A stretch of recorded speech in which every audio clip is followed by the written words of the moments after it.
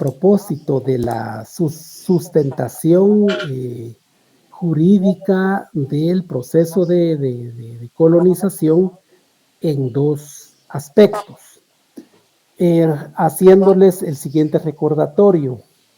Estamos hablando del siglo XVI. ¿En qué año estoy hablando yo aquí? A ver si alguien nos da ese dato.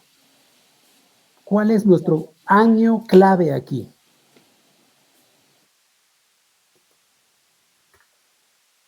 Voy a mover de repente me están respondiendo, yo no veo. No, ninguno me responde. De todo esto que estamos hablando aquí, a propósito de qué año estamos hablando, ¿cuál es nuestro año de referencia?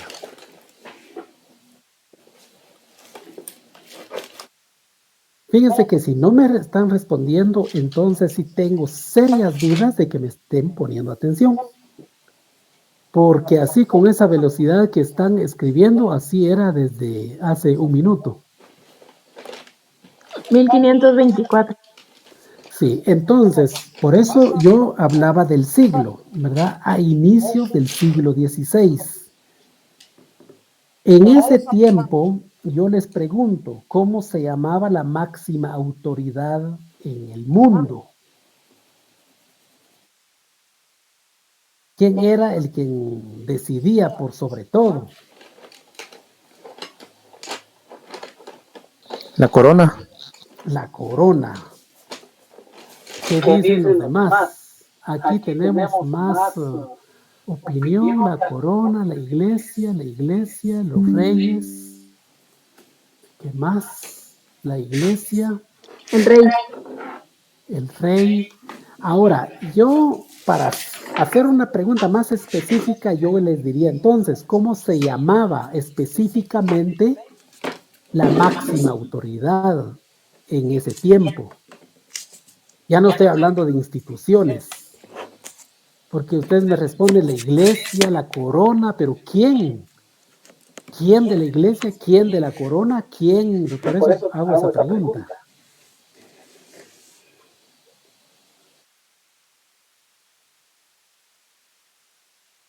No recibo respuestas. Bueno, entonces voy a responderle. Están correctos los que dijeron que es la iglesia. Como institución, definitivamente. Máxima autoridad. Como institución. Pero como personaje es la máxima autoridad el Papa. Por lo tanto, si es la iglesia, el Papa. Entonces, en este contexto que estamos hablando se llamó la teocracia. Porque si nosotros quisiéramos profundizar más, diríamos, pero entonces, ¿quién era la máxima autoridad? Y resulta que en realidad es Dios. Por eso teo de Dios, teocracia. Pero Dios, como es Dios, ¿verdad? O sea, no se puede tocar. Le delegó la autoridad a la iglesia y por lo tanto al Papa. Está claro ahí, ¿verdad? Muy sencillo. Ahora viene en la palabrita que se llamó bulas. Bulas papales, por obvias razones. Porque estas bulas papales lo extendía el Papa. Lo extendía la iglesia. Y estas bulas, para que ustedes tomen, eran documentos entonces extendidos, y yo les pregunto, ¿extendidos a quiénes? ¿Qué les dice su lógica? ¿A quién extendían ellos esos documentos llamados bulas? A los reyes, a los que querían ir a conquistar. Sí. Que querían conquistar. Ahí creo que estuvo. A los que querían gobernar. Los que querían gobernar. O lo que quería la iglesia que gobernara. O exactamente, las autoridades. Pero había una manera, una forma legal Y eso lo hizo la iglesia a través de esos documentos que en ese tiempo pues eran los legales llamados bulas. Con una bula entonces la iglesia decía, mire señor rey, usted va a ser rey de España. Usted va a controlar esta parte. Usted va a ser rey de Inglaterra. Usted va a ser rey de Holanda. Usted de Alemania, me explico. Y así. Así fueron literalmente repartiendo el mundo, pues. ¿Sí? Repartiendo el mundo, cada lugar con su rey para controlar. Ese entonces es un elemento importante que tomen nota porque ahí se empieza a dar, digamos, una base jurídica de todo esto. Ya estoy mencionando por lo menos tres normas. La tercera fue esta de las leyes nuevas, que todavía no he hablado al respecto, ¿verdad? Pero ustedes ya tomaron nota ahí y ya vamos a retomarlo en otro momento. Entonces, en las bulas, prácticamente la iglesia le cedía el poder, bajo condiciones obviamente, a determinado rey para darle el derecho de conquista. Y de decirle, mire, usted legalmente puede proceder a conquistar, puede legalmente proceder a colonizar, puede legalmente proceder a la explotación económica. Por eso es importante ver que la iglesia siempre va a tener una parte económica. Es decir, imagínense, ¿cómo no le voy a dar algo al patrón, pues?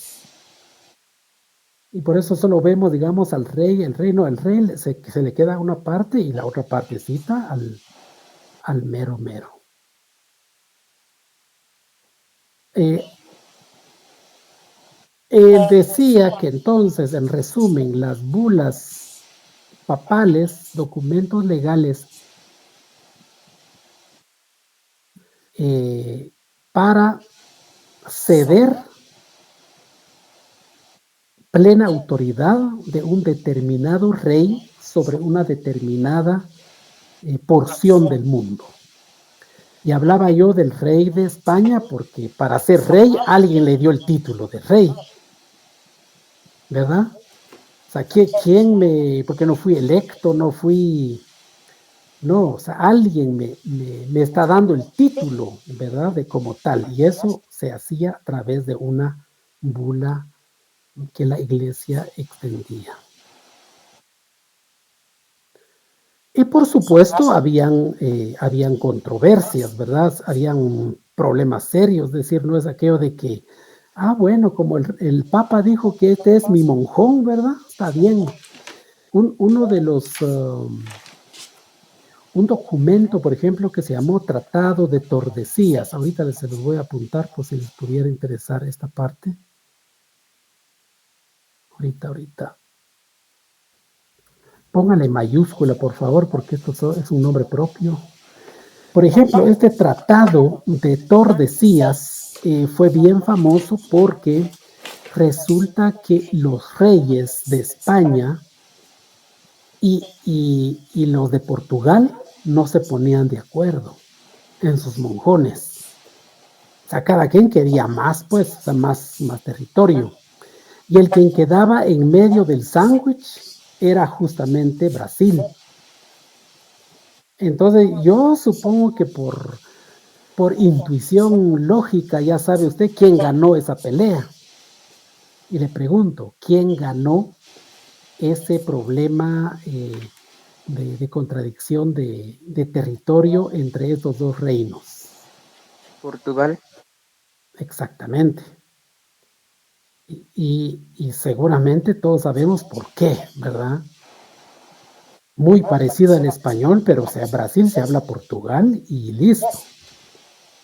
Porque España pues no logró sustentar o perdió ese control sobre Brasil.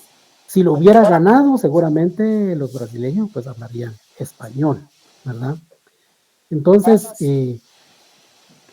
Las bulas, pues sí era un ordenamiento, pero también no era una cosa así que, como dijo el Papa, como es el deseo de Dios, ¿verdad? No, aquí siempre se daban problemas muy, muy serios. Ahora bien, la otra parte que tenemos que visualizar es lo siguiente. Si la iglesia da un documento al rey, entonces el rey ya tiene plenos poderes. Tiene plenos poderes. Entonces yo les preguntaría, como yo sé que esto ya lo leyeron, ¿verdad? Yo sé que algunos dicen, pero eso ya lo leí. Quien leyó bien, ¿verdad? Allá eso ya está hasta en tal página, ¿verdad? Entonces yo les preguntaría, ¿cómo se llamó ese documento que estableció el rey? Ahora estoy hablando del rey, con las personas que vinieron a llevar a cabo el proceso de conquista y de colonización.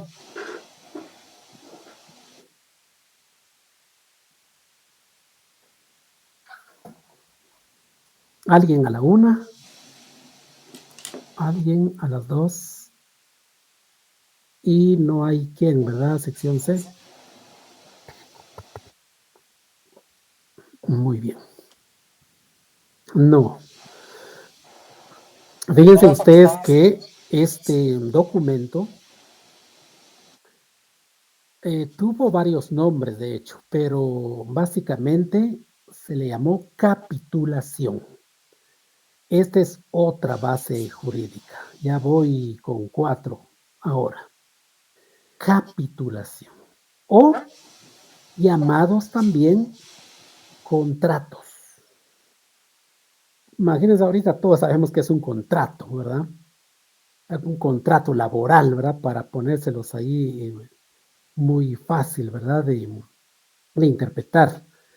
Ese era prácticamente un contrato. Es decir, yo, por ejemplo, simplemente les pregunto, ¿el rey con quién estableció un contrato? ¿Lo estableció con Colón o con Alvarado?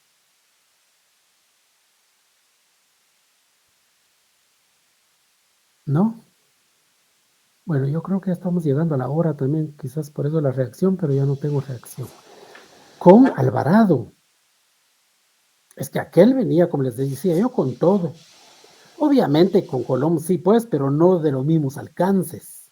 En cambio, con Alvarado sí establecieron. ¿Qué establecieron allí? Por ejemplo, ¿qué contiene una capitulación, un contrato? Básicamente contenía la repartición del botín. Que es lo más importante. O sea, aquí te toca tanto, me toca tanto, la iglesia tanto. Luego establecieron la medida para la fundación de ciudades.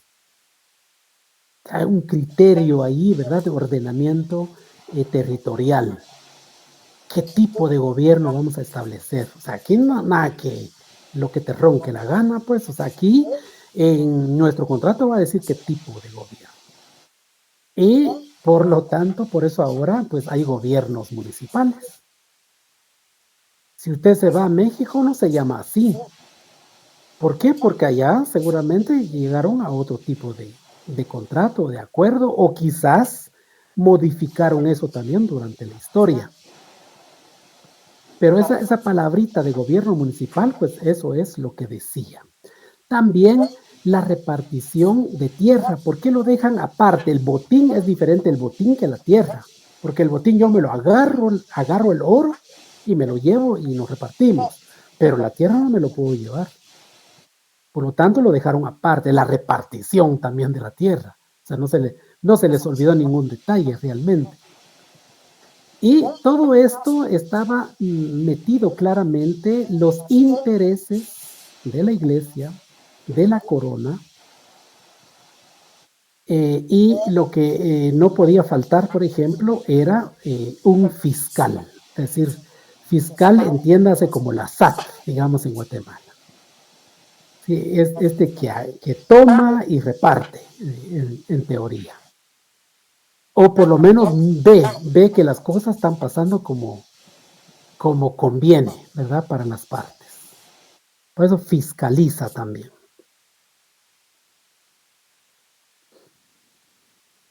Yo pienso que hasta allí podríamos dejar por la hora.